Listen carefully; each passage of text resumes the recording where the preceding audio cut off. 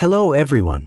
The law of the jungle, survival of the fittest, is a natural law that almost all living organisms on Earth follow. But we humans are an exception, breaking free from the limitations of this law. Isn't this strange? Those who believe in the law of the jungle may also not understand this phenomenon. But what I want to say is that this is precisely the mystery behind humanity's ability to win in the cruel competition of nature and ultimately become the dominant force on Earth. In nature, if a leg of an antelope is accidentally broken and it takes 3 months to recover, the antelope population will simply abandon it and let it fend for itself. This antelope with a broken leg will have to wait for death. Even a lion, if it accidentally breaks its leg, it is a dead end. Whether it's antelopes or lions, they simply can't endure the 3-month recovery period. But humans are different. If an ancient human accidentally breaks his leg while hunting, his companions in the tribe will carry him back, provide him with water and food, and take good care of him for 3 months until he recovers his health. Why do humans make such different choices?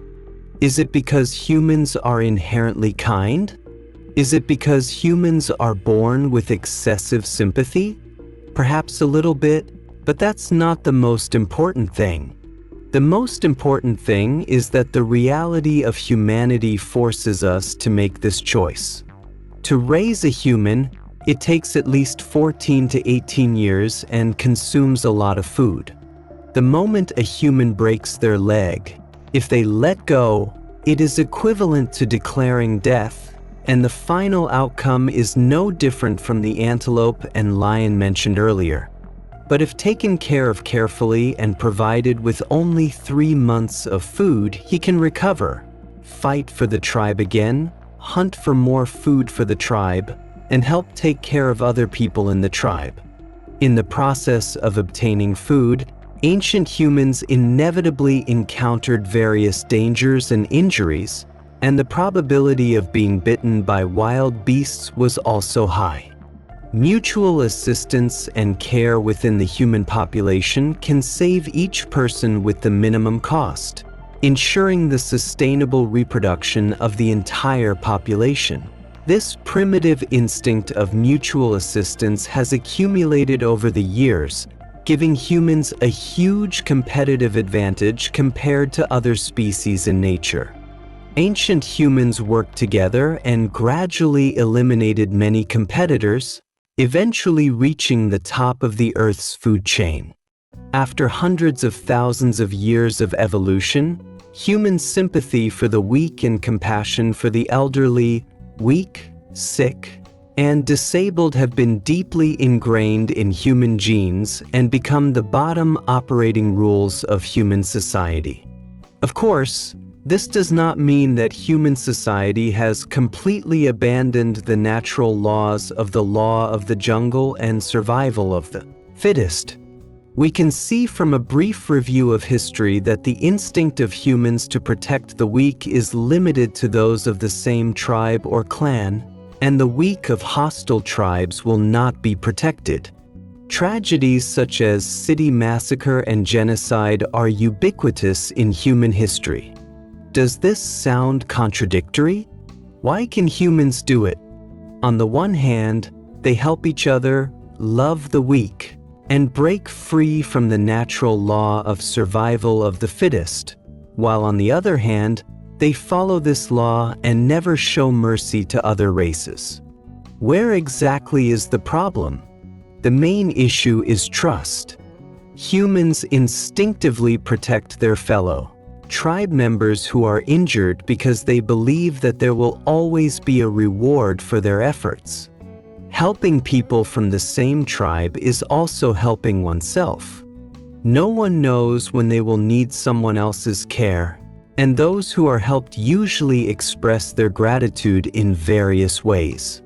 If those who have been helped become ungrateful, they will definitely be rejected by the entire tribe.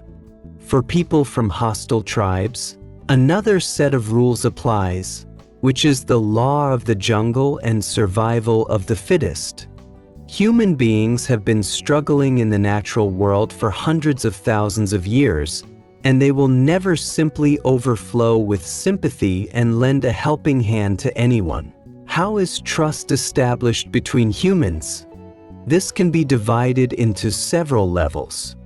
The first level of trust between people is established through blood relationships. The trust brought about by blood ties is inexplicable. It is the strongest trust in the entire natural world. In the primitive human society, matrilineal tribes centered around grandmothers were formed. Male warriors from each tribe can confidently give their backs to each other when going hunting together, without worrying about their teammates abandoning them. Because they are all relatives, if someone dares to abandon their companions, the grandmother in the tribe will uphold justice and punish those who harm the interests of the family, while others will also support the grandmother's decision because it is also to protect their own interests. But for other tribes without blood ties, this kind of mutual assistance will not occur. The matrilineal society of humans is extremely exclusive and unable to absorb any external members into their own tribe. Once a tribal war breaks out due to resource competition, the losing tribe will suffer a tragic fate, with all men, women, children, and the elderly being killed, fully practicing the natural law of survival of the fittest and the law of the jungle.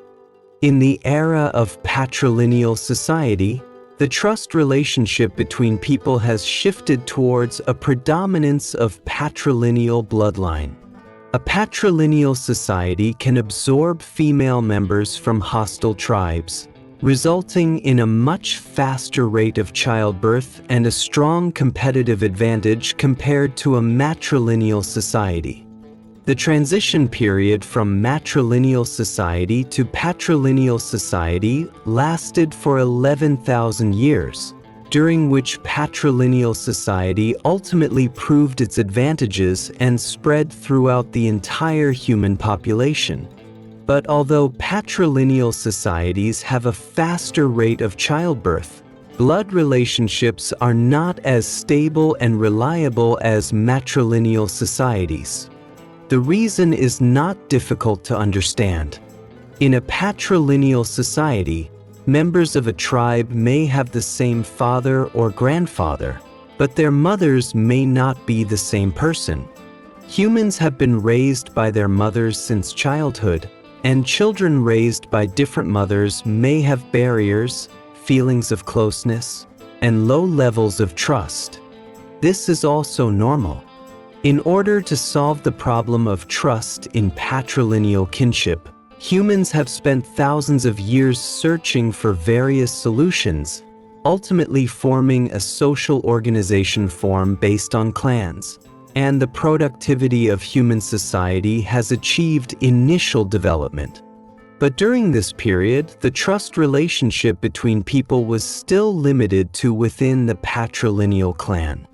Later, with the increasing population, relying solely on clan relationships could no longer maintain trust between people. Therefore, humans gradually developed a set of social rules that surpassed the limitations of blood relationships.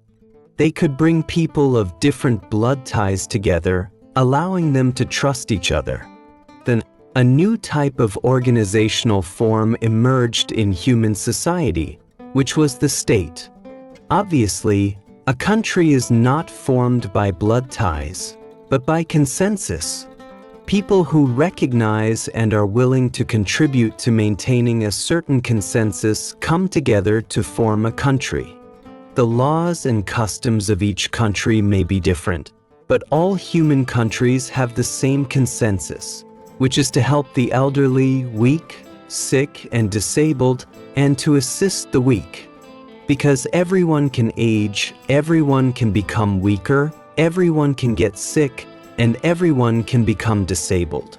Throughout history, All tribes and countries have prioritized protecting the elderly, weak, sick, and disabled, and helping the weak.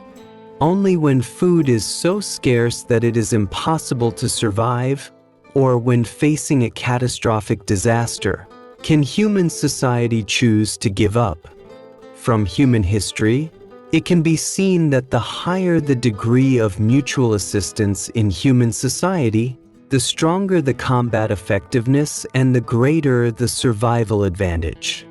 After hundreds of thousands of years of evolution, humans have even developed empathy beyond species, which means that the mentality of sympathizing with the weak has spread to other species. For example, you usually have no psychological burden when eating a fish, but if you give this fish a name, treat it as a pet fish, and keep it at home, you may be reluctant to eat it. In the entire natural world, the ability of humans to empathize is unique. Whether it is a tribe or a country, the more people possess this super compassion ability, the stronger their combat capability, and the greater their survival advantage. The elderly, the weak, the sick, and the disabled are seen as burdens and ruthlessly abandoned in almost all populations of Earth's living beings. Only humans will choose to rescue and fully protect them. Mutual assistance has made us humans the rulers of the Earth. This is also the secret for humans to ultimately win in the long evolutionary competition, and this secret has been deeply engraved in the genes of all of us humans. I hope that all humanity can continue to help each other and push human civilization to a higher level together. Welcome to subscribe to my channel. See you in the next episode.